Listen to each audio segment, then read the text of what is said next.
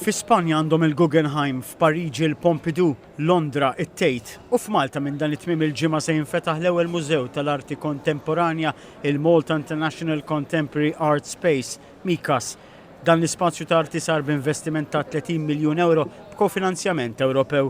Jinsab fil-Furjana, mibni madwar iswar fiż-żona magħrufa bħala l-Ospizjo, issa rrestawrata mill-qiegħ u lura l-glorja tagħha. Lejliet il-ftuħ il-mużew mimli attività b'artisti lestu l-ewwel installazzjonijiet, l-ewwel esibizzjoni f'MICAS tiftaħ għal pubbliku l-ħadd li ġej. Phyllis Muscat, il-kap eżekuttiv ta' MICAS, tispjega kif l-idea tal-proġett tmur lura l-2014. Min hemmhekk bdiet it-triq sabiex il-ħolma saret realtà. 5 galleriji hawnhekk ta' ġewwa internal u plus hekk għandna ħajkollna sculpture garden li qed jinħadem issa u għandna area assistentivi bl-iskulturi u parti mill-ġonna tagħna fuq barra.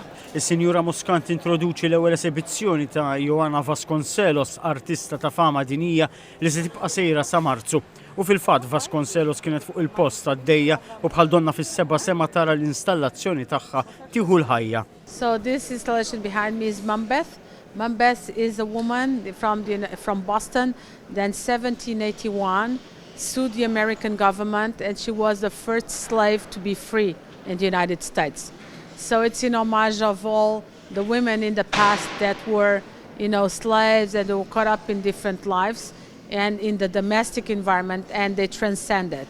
L-installazzjoni jammera tal-kuluri u l-karatteristiċi Afrikani li jissimbolizzaw lil din il-mara imponenti wkoll is-siġra tal-ħajja li kollox jibda minna. Tispjega li x'tħoss li dan l-ispazju se jkun importanti għal Malta kif inhu għal pajjiżi oħrajn. We work in one country and in other countries. We're going to bring our culture, our knowledge into Malta, and with that Malta is going to be part of an international grid of museums, and it's going to be part of the art world as it was not before. Sodisfazzjon ukoll mill-Ambaxxatur tal-Kultura għal Malta Francis Sultana. Din huwa moment importanti ħafna l Malta.